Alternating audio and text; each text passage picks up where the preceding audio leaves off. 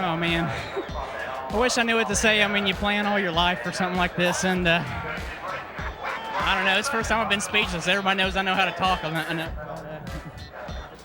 There's no hidden frustrations. I think the people that are blowing it out of proportion are, Mike Joy and Larry McReynolds and Darrell Waltrip in the booth. Nobody else has been complaining about it.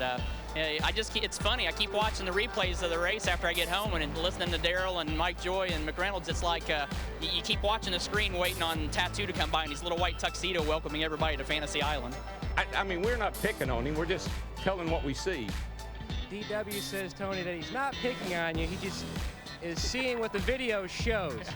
Yeah, I know. Darrell's memory kind of gets a little screwed up sometimes. I guess he forgets that with all the rule changes he wants NASCAR to make, he forgets that if they changed the rules and took the champion's provisional away, he wouldn't have been able to race the last 2 years. So I know Darrell's doing what he has to do at his job, but I think there's a lot of times what you see on the screen isn't the whole total story, and I think they've done a real good job in the booth of blowing things away out of proportion like they normally do. I guess that's probably what they need for ratings, which I think our sport's doing a pretty good job of ratings without having to butcher up what they see on the screen. Can you put this one in comparison to the last one?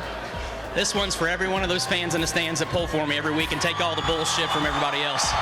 Tony Stewart, your winner at the Brickyard. I know you want to celebrate, but I want to tell you, you're 8 points back of Carl Levers with 3 to go, man. That we have a championship battle in the making.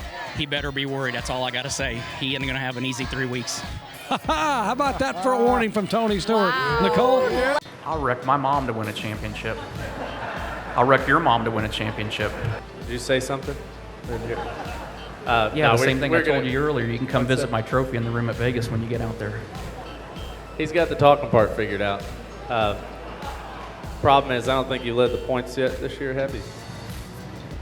You know, they say that there's talkers and doers. I've done this twice. The fact that this is the 3rd straight race, there's been no wreck. I mean, does that amaze you? Have you ever seen anything like that? David, only you'd think about stuff like that. I don't know about what you think of during the race, but I try to figure out how to win the race and make my car go fast. I don't sit there and think of that petty crap that you think of. Glad to see you're back to form.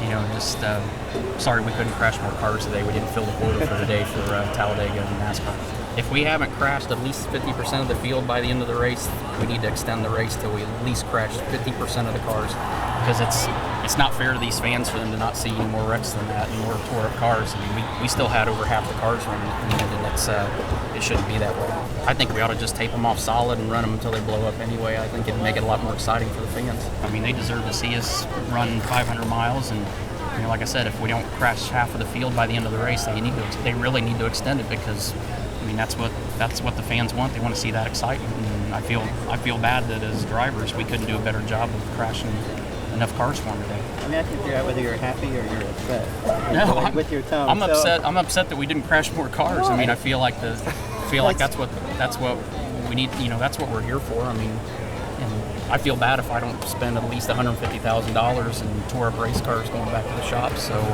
we definitely got to do a better job of that. And I had a blast. I mean, it would have been a lot more fun if I could have got caught up in one more wreck. If I could have done that, it would have been perfect.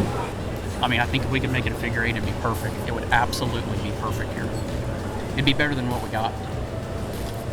That's going to be my vote next week, is that we make it a figure 8, and or we can go stop at the halfway, make a break, and turn around and go backwards the rest of the way. And then with 10 to go, we'll split the field in half, and half of them can go the regular direction, and half of them can go backwards.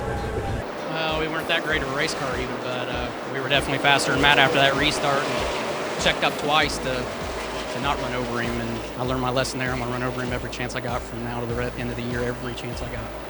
Actually got a swing in there. Let's see what Steve Burns came up with. Well, Tony, what angered you at the end of the race? What did you take issue with? What the hell do you think I was mad about? Dumb little runs us clear down to the infield. He wants to about everybody else, and he's the one that drives like a little. I'm going to bust his ass. Thanks, Tony. Thank you.